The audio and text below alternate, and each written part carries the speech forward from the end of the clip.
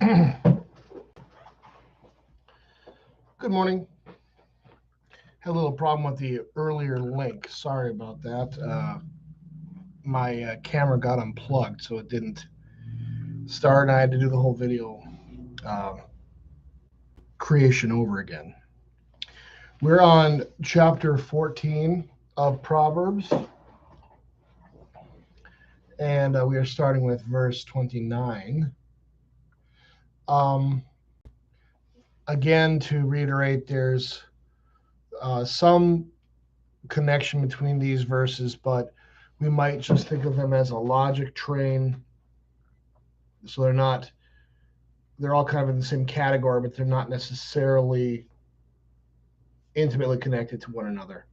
So we'll treat them as such. We'll kind of deal with them verse by verse as they come, um, understanding each proverb here as kind of a bit of pithiness or wisdom by itself. Yeah. So we'll start with 29. Um, Arek, Apayim, Rav, Tebuna, Ukasar, Rua, Merim, Ivalet.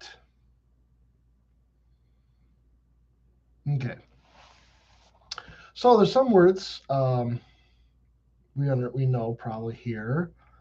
We've had Ra'av before. That's great.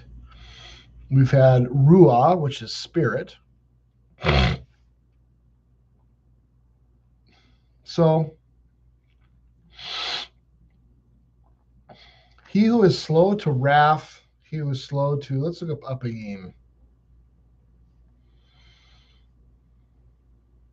Yeah. So this is the word that is used in Exodus. Yeah, God talks about his anger being hot or kindled, and it literally is. Uh, Literally, it is the flaring of nostrils. So you can see when people get angry, right? And they kind of snort or flare their nostrils. So that's what's going on here. So he who is slow to anger. Um, I think this might be something to the extent of like maybe having a slow temper as well, right? In our modern language, he was slow to wrath, has great tibuna. We've had this word before too. Great understanding, um, reasoning, discernment,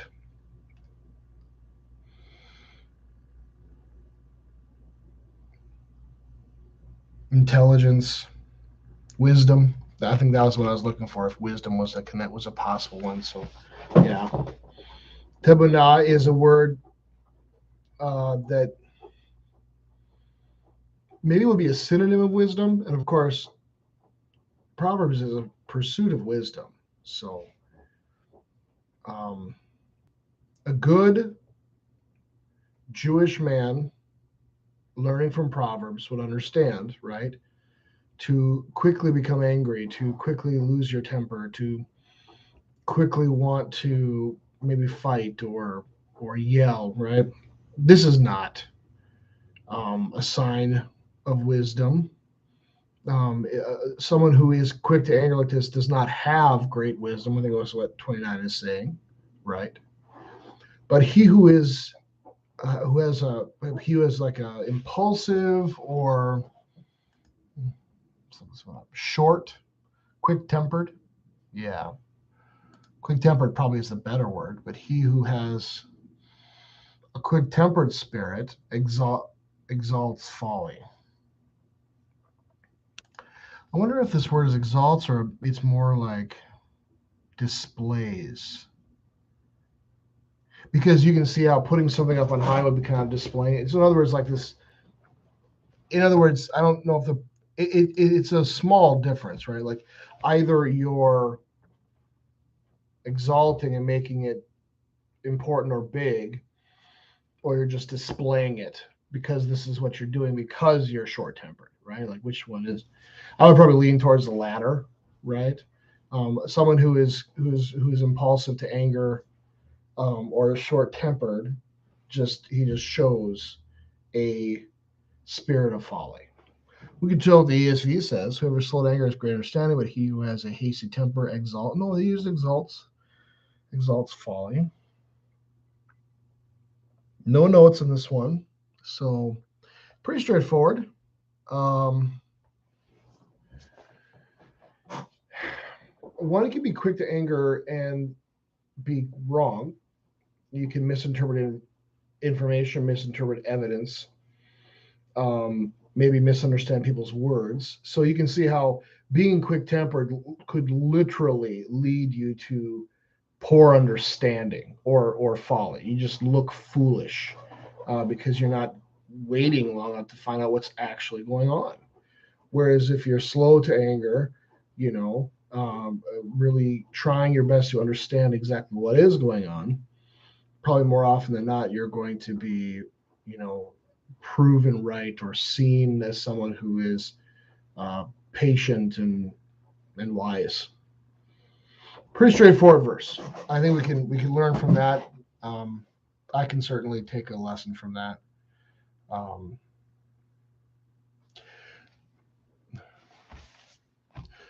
I think to live in a family of six, to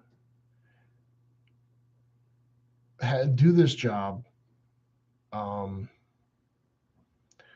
you become sensitive to people's body language. You become sensitive to people's words, what they're saying, because you kind of have to. You have to be good at interpreting, because a portion of this job is reconciliation, is working with people and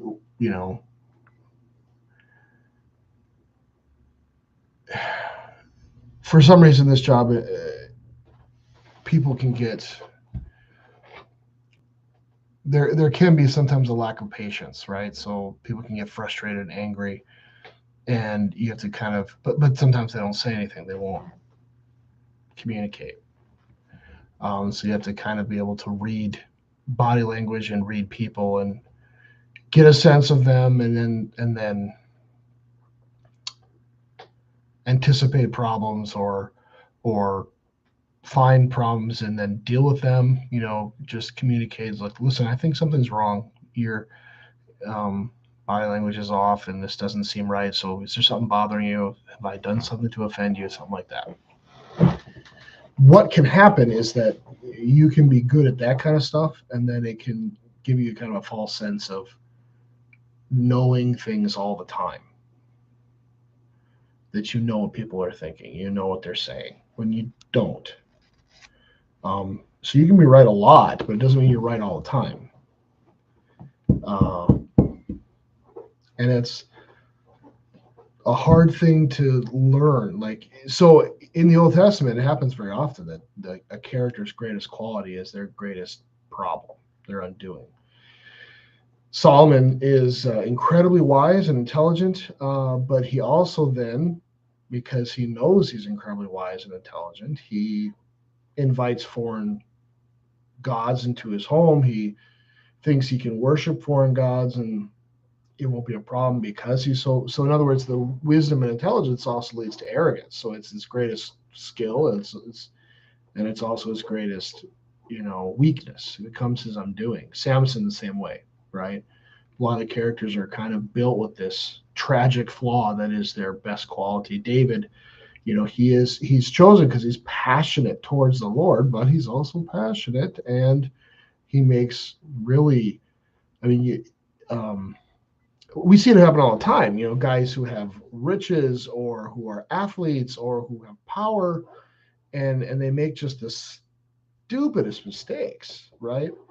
And I don't think if you sat them down in a room, you kind of locked them down and then just asked them questions like, hey, if you do this, this will happen. Do you actually want that to happen? And they'll be, well, no, I don't want that to happen. So David, like, if you steal Bathsheba, do you realize what will happen? Do you want it? It's like, well, no, David's not thinking, right? He's just doing. He sees something.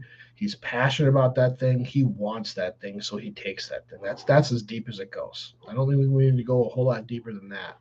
So that's the problem, is that he's not thinking. His greatest ability becomes his greatest weakness. And I think the same thing can be true of people who are like good at reading people's body language and stuff like that. It can also become your greatest weakness because you just think you know everything. You think you know what everyone's thinking, and you could be wrong. And then you'll make mistakes.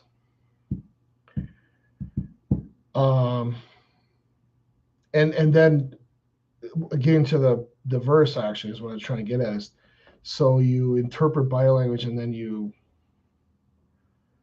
think you know what's going on, and then you get angry about what's going on, even though you don't really know what's going on.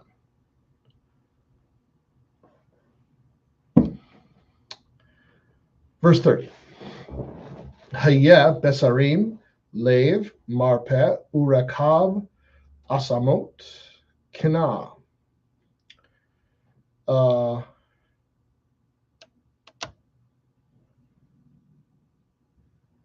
Let's see here. Trying to get the grammar of this thing down. So we have Hayah is to live, right? No, but it's not. It's not a verb. It's a noun here. So not to live, but it's like life.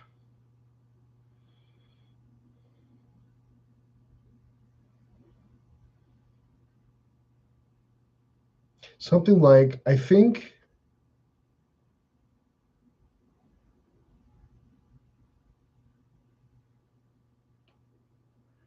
So that the heart is the life of the body.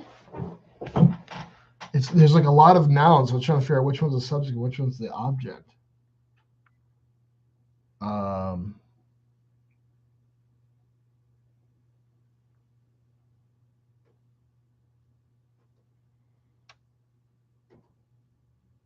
so besarim is basar, so that's where the word flesh is coming from.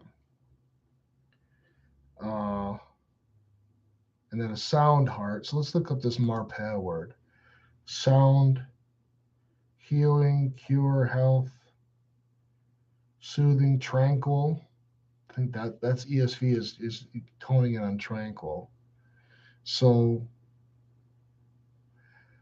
a heart, a sound one, right, gives life to the besarim, that gives life to the body.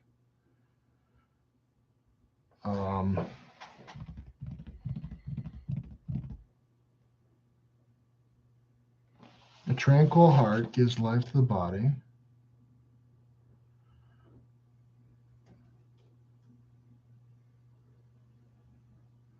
But something like, but envy is rottenness to the bones, or envy rots the bones, or something like that. But envy makes the bones rot. Yeah. But envy makes rot the bones. So it seems like the verse is comparing sound versus envy, and or I should say marpeh versus kina. Marpeh again is healing, cure, health, tranquil, soothing. So what the question is, I think we can figure out here what envy is. Envy is pretty straightforward, right?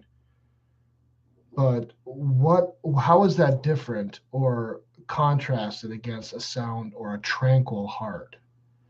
And I think, okay, so if we have the end of verse 30 as a base of contrast, which this is a contrasting proverb. We have the positive versus the negative section, right? So if we're going to go with the antonym of envy, then perhaps it is like a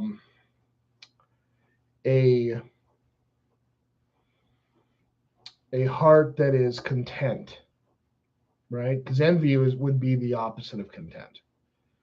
So a content heart, a tranquil, a peaceful heart is life to the body, but envy is rottenness. But envy rots the bones, or or makes the bones rotten or something like that. And that is true. Envy is a, I gotta tell you today, I've been harboring a lot of anger and envy in my life, like the last couple of days. Um, I'll keep why to myself, but nevertheless, I am doing these things. And then, Proverbs is like, yeah, you can keep envy if you want, but it's going to rot your bones. And you know, I think we talk about rot the bones here because when someone dies, the very last thing that's left is the bones. In other words, the bones have the longest sticking value. They hang around the longest. They're the most, what's the word? They're the most uh, they're the toughest. They're the most robust. They hang around the longest. They're the last thing that rot. So if envy is rotting the bones, imagine what it's doing to the rest of the body, right? So that's why when we talk about like something that is very corrosive and corruptive, it rots you down to the marrow, down to the bone, because that's the last thing that's left of your body when it rots away, right? So this is the level, this is the depth of the problem of envy. Um, and I can attest to that. Envy is toxic. I know from experience. I have, so you can lose track of what God's doing in your life. You can lose track of grace. You can lose track of the forgiveness in Christ in the cross, right? So I need forgiveness. I need grace for salvation, eternal life. I need the other graces that would come in. I would need additional grace that comes in baptism and the Lord's Supper and the script. I mean, on and on and on. I need these things, right? God delivers these things. And then, I asked for. I was not guaranteed a family. I was not guaranteed a wife. I was not guaranteed a church congregation God never guaranteed me a congregation. He just gave me one. There's all these things that he has given me that he didn't need to. So then you're doubly blessed. So in other words, you have this like stockpile of good things, like literally right behind you. But since I've only got eyes in the front of my face, I'm completely paralyzed because I keep looking at what somebody else has instead of turning around and focusing on what God has actually given me. Now that can happen in a variety of ways. For me, it has been focusing on, I have siblings who do much better financially than I do. And I like to think that I'm as talented and as intelligent as they are, but they have seemingly more fun. They seem to do more fun things. They have more opportunities to do things like this. And so you're envy. I mean, it just burns. It just burns within you. And it won't go away. Pride goes right along with envy. So pride is I'm owed this, I'm due this, and then envy is I didn't get what I'm owed. I didn't get what I'm due. So then you burn in anger and envy, and it's toxic. It affects all your relationships. It affects how you parent. It affects how you be a husband, a pastor.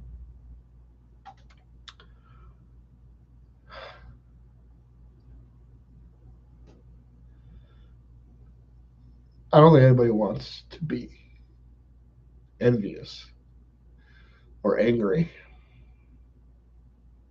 And it is, I mean, I know it's toxic. I mean, to me, I know it is.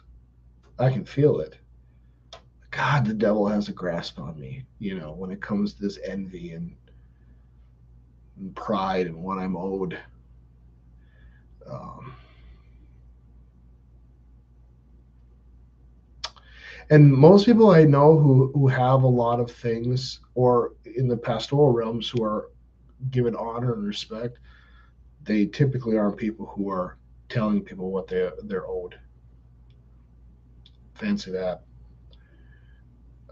They're not concerned with those things. So it is a corrosive, corruptive. I think the only answer to it, to break out of that cycle, is to be in prayer and to ask the Lord to change your heart, to change your eyes, and you need to spend some time looking at things that are good that God has given you, and stop focusing on so many other things that are out of your control.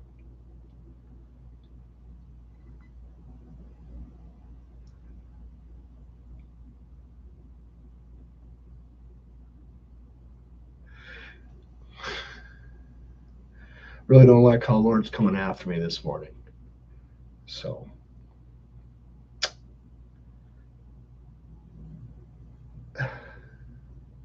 31.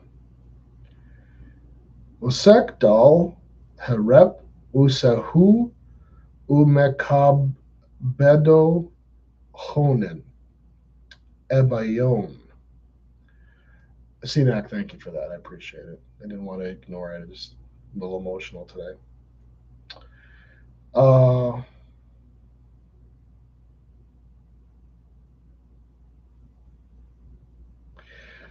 so this is something I've talked about a lot in a variety of ways, and I'm really glad I'm seeing this verse now because I can point to a really specific way. So God points out regularly that He has a heart for the poor, the widow, the orphan. I think what it is that the people whom God loves the most are the ones who have the least amount of power to enact, or no, actually, Jesus says this pretty well. Let's use that instead. The ones that Jesus loves the most are the or maybe let's flip it around. The ones that he kind of loves the least are the ones who say they have no need for a doctor, right? So he says, like, I came to serve the sick. I came to heal to care for the poor and the widow, the orphan. The Pharisees, the Sanhedrin, those types, the important, the scribes, the rulers in Israel, they think that they are kind of taking care of themselves, or they're working this stuff out on their own. They don't need Jesus, and so God is drawn to those who need Him, and those who want Him, and those who want Him to do things for, like, who are. It seems as though God is drawn to those who are ready to. I hate this word because it's not how God works, but I think there is a certain extent of, like, willingness to accept help. In other words, you're at a place where you're willing to actually repent. Like, well, I can't. I'm completely gutted, and I know I can't do this on my own. I can't save myself. I'm broken. I'm sinful. I need Jesus. I need God to save me. Now, how God saves is on His own will. Like, in other words, this whole I'm accepting Jesus Christ, but that's not what I'm getting at. I'm saying a willingness and openness to admit that I can't save myself. I need to repent, right? That kind of thing. And then Christ is he loves these sort of people because these are the people He's come for, right? This is His work. This is what His work gives Him joy. So when people want what He is trying to give, that brings Christ joy, brings God joy, right? So the opposite would be true as well, right? Oppressing these sort of people. Now, the Beatitudes talk about the poor in spirit, not necessarily the poor in spirit, and we would understand that to be like sinners, people who are kind of outside the realm, how the temple system would work, and how you'd be seen and truly perceived. You might go and do some of those sacrifices, but you're not going to be seen by the people of the temple or the people in Israel as being good or forgiven. These are the kind of people that Christ has a heart for, right? And so people who are poor in spirit, or here, right, the poor, he who oppresses the poor reproaches his maker. Now, there's a point in Exodus where God actually talks about this, that you should never treat people who, he's talking about sojourners who come amongst the people of Israel. Sojourners would be not exactly, but close to the idea of like an illegal immigrant today, or I suppose a legal immigrant too. Someone who's not part of our culture, maybe they have a green card, they're not a citizen, but they're kind of living amongst us. Well, there was the same idea in Exodus, and God particularly points out that sojourners who understand that God is the one true God. So what happened, right? Like I was just listening to a discussion about uh, Hitchens. Is it Alexander Hitchens or noted atheist, and he was talking about the Amalekites and how it's so unjust that God devotes them to destruction. It's people from the outside of the scriptures always look at the scriptures totally incorrectly, and they don't realize that God's got his people marching around Jericho. Now I'm going to ask you a question: if people started streaming out of Jericho and said, "We want to be part of your tribe, we want to worship your God," what do you think God would have done? Is he going to strike them down? Heck no. Because he's already talking about sojourners, people who live amongst the people of Israel who aren't Israelites. So there's already a place for these sorts of people. So whenever God comes to a foreign group that is eventually annihilated, don't for a minute think that there's not the opportunity for those people just to come out of their sin, come out of their paganism, to come out of their cities and just say, we want to be with you. We've seen what your God can do. He's obviously the one true God. We want to be part of what you're doing and saying. And then they'll be educated and they'll come to know Yahweh as the one true God who loves and forgives and has grace and mercy. He's a different kind of God, right? So this is God. He is one of mercy. There are people who live amongst the people of God who aren't Israelites, and the directive that God gives them is they need to treat these people with love and respect. And in fact, he says, you can't ever oppress them as you were once oppressed in Egypt. Don't ever become the Egyptian slave masters that I rescued you from. I brought you out from underneath their terror. Don't ever turn around and then exert that terror on someone else. Well, here's just a perfect kind of way of describing it, right? I mean, all these things, maybe not like, there's not a lot of meaning given here, but the statement is very clear. In other words, God doesn't explain why necessarily. He just says this is how it is, right? He who oppresses the poor reproaches. So if you oppress the poor, you are, you're basically in open rebellion against your God because you were poor, right? So Proverbs is post Exodus, it's post, right? That thing. So you were once poor, you were slaves in Egypt. God brought you out. You don't turn around and do these sorts of things to other people. And if you do, it's an affront to your God. It's a sin against your God because he saved you from that. How could you possibly turn around and do it again? Yeah. So then but he who honors him has mercy. So my guess is, oh, I forgot, mercy on the needy, right? So we have,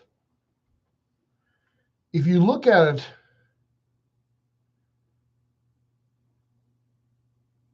it's not quite a hendiasis where the words from the beginning of the sentence and the back of the sentence, they kind of are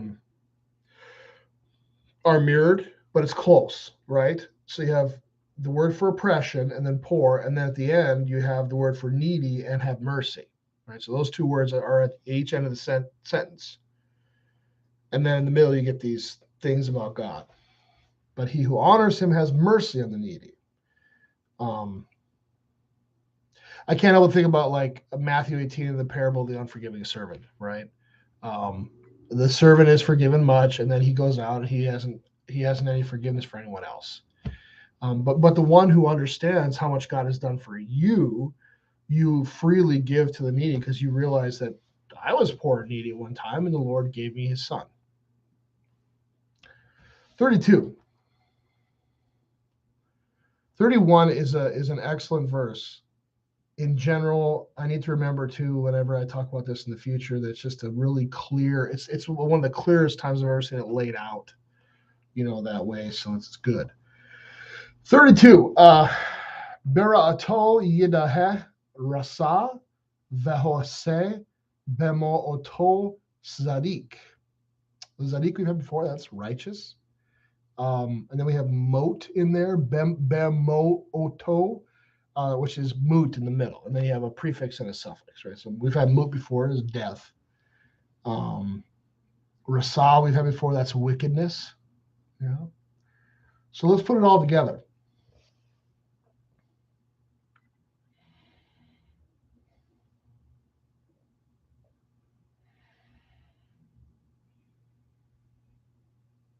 I don't know how I can make sense of this. Okay. We have a noun, third masculine singular.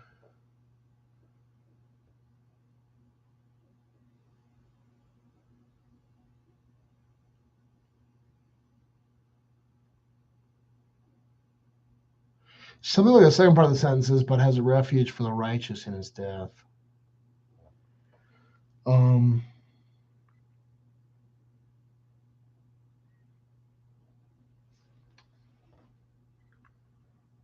Okay. So in his wickedness is banished or overthrown the wicked. So in other words, and this concept has come up in Proverbs a couple times before. Wicked people do wicked things, and the wicked things usually unravel their plans. In other words, you're a criminal and you do a crime with another criminal. You can't expect that criminal to do to protect your to not give your name or to not accuse you or to not roll on you and rat you out, because you already know this guy is willing to commit crimes with you. If he's willing to commit that crime, he's going to commit another crime, right? So like, in other words, doing wickedness, we shouldn't be surprised that people who do wickedness will continue to do wickedness, and that wickedness will eventually unravel their lives, right? And then you see this, right? Like porn addictions, drug addictions, anger, right, can unravel someone's life. Cheating in a variety of ways, they just right. So wicked people, because of their wickedness, will be undone, right? But the second part of the verse,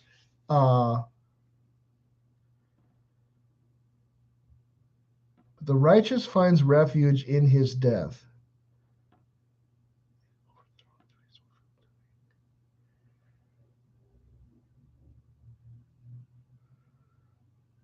See, I'm trying to figure out if, let's see if we can find out from the text here. So we have his death is third masculine singular. And then the verb in his wickedness is third masculine singular too. So I wonder, so now the ESV is going towards the righteous find refuge in his death. Well, actually, they just translated straightforward. They just translated like as it is. So this is basically like word for word. My question is, though, the righteous finds refuge in whose death? His. Who's the his? The righteous person finds refuge in his own death, because that's a possibility. Third masculine singular in the sentence is in his death, the righteous one finds refuge, right? But whose death are we talking about? Are we talking about the actual righteous person, like his own? So in his own death, he finds righteous, or does he find refuge? Does a righteous man find refuge in the death of the wicked? And I think this is one of those places where you could leave both in play. It's a double entendre. I think, when wicked people are punished for their wickedness, that is a sign of God's justice and His righteousness. This is what God does over time, right? For a very long time, Bernie Madoff got away with it, and probably a lot of people got defrauded, and a lot of people were angry. But eventually, he ended up in jail, right? He was punished for his evil doing. And you want to look at ultimate things, everyone is going to be punished for their evil doing at the end of all things, no matter what. So righteousness comes, and a righteous person can take some small amount of refuge, that relief that wickedness will be dealt with by God. But it also could be simple meaning of the righteous person finds refuge after his death. This is talking about resurrection, and remember too that Jewish people believe in resurrection. We get to the John 11. Martha's a good Jewish woman, and she's like, "Yes, I believe in a resurrection at the end of all things." So there is a Jewish understanding of resurrection. So, the righteous man finds refuge that, kind of in his death, or in resurrection after death, perhaps. And I think both are fair game. You can make a case for either one of those, because both ones, unless there's some grammatical thing I'm missing, wicked here is third masculine singular. So the like a wicked man, right? But also a righteous man is also third masculine singular. So, I mean, it works for either one. 33.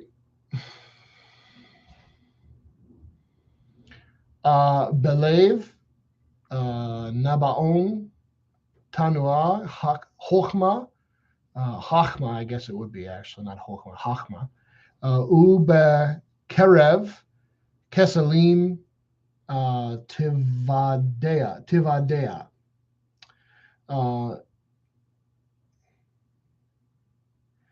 In the heart, straightforward, it's a bave.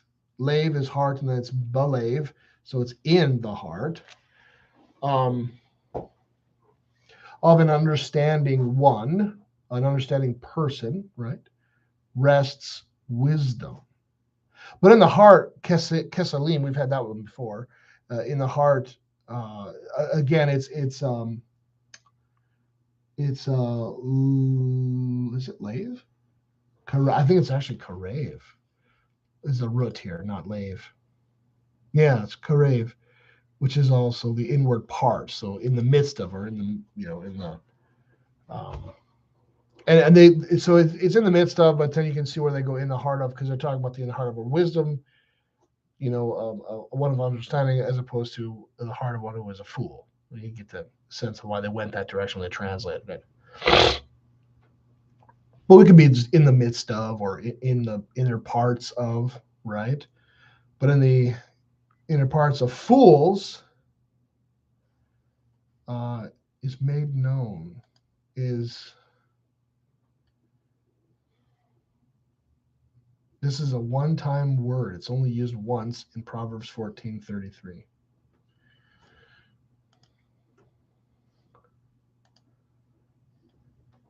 To know.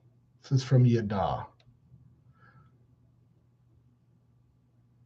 Oh, I'm sorry. This is not a one-time word. It's from Yada. I looked it up incorrectly.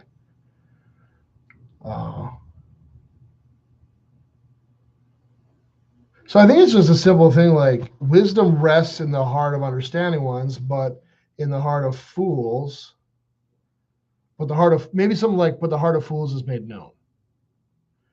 So maybe more along the lines of, like, wisdom kind of stays internally in the mind of ones who have understanding, whereas fools, they make known what's in their heart. Let's see what the ESV is written. Wisdom rests in the heart of a man of understanding, but it makes itself known. But it makes itself known.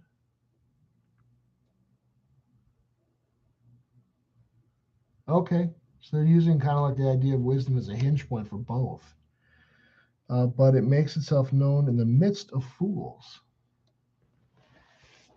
So comparatively, like a man who has understanding, he just is wise, but you don't really understand or see get what that wisdom is until you compare it to a foolish one, right? Yeah, it makes sense. 34. Got two verses left here, and then we'll be done with chapter 14. Zedakah tero mem go vahased leumim hatat. Righteousness exalts a nation, but a reproach to the people is sin.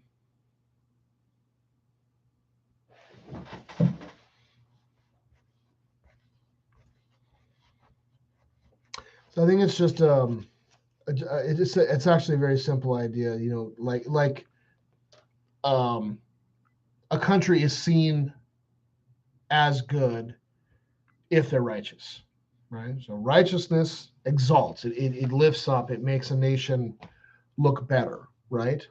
But sin makes any people, and by the way, go a nation and people. Hebrew kind of uses these things interchangeably, or oftentimes couples them together.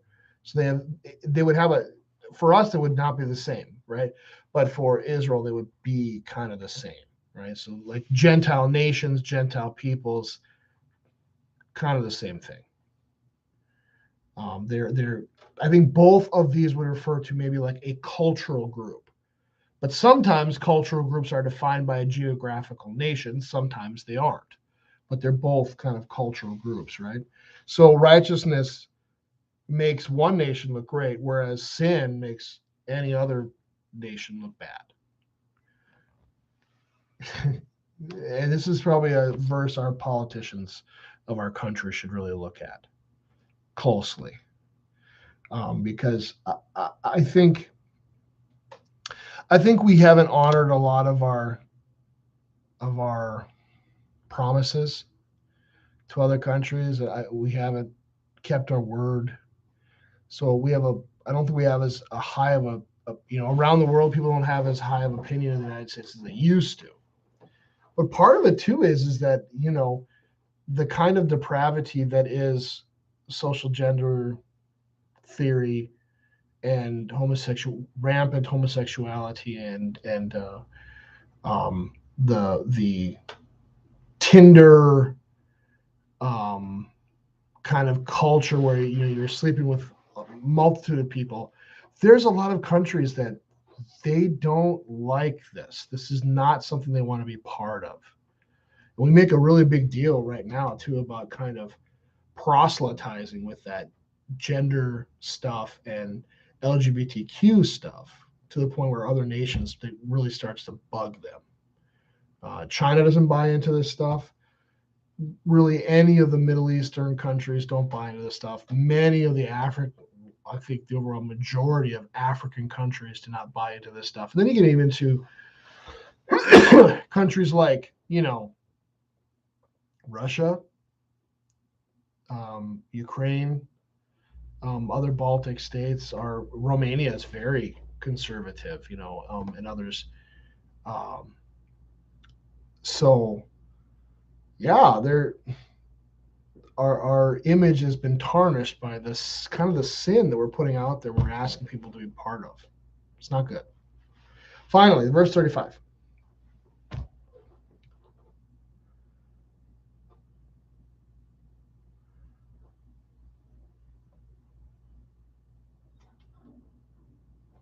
The favor of the king is toward a servant,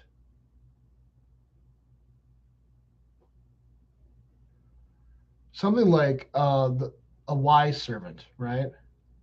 toward a servant, a wise one. So the favor of the king is towards a wise servant, but his wrath is against one who causes him shame.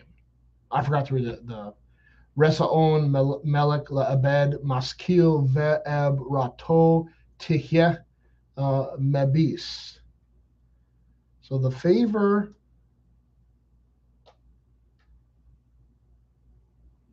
of a king. No, the favor of the king is toward a wise servant, but his wrath is against him who causes him shame. And that couldn't be more straightforward, right? That simple way to start. And we could maybe make like a gospel point here to close our time together, that thanks be to God that this doesn't necessarily apply to Christ. Because my goodness, I mean, are we necessarily wise servants of him? No, not with any regularity. And it would be good, right, and salutary for God to have wrath against us. Instead, he has his wrath against his son, who is the good, faithful, and wise servant. This is what God does for us because he loves us. Well, there we have it. Chapter 14 of Proverbs. Glad to be with you today.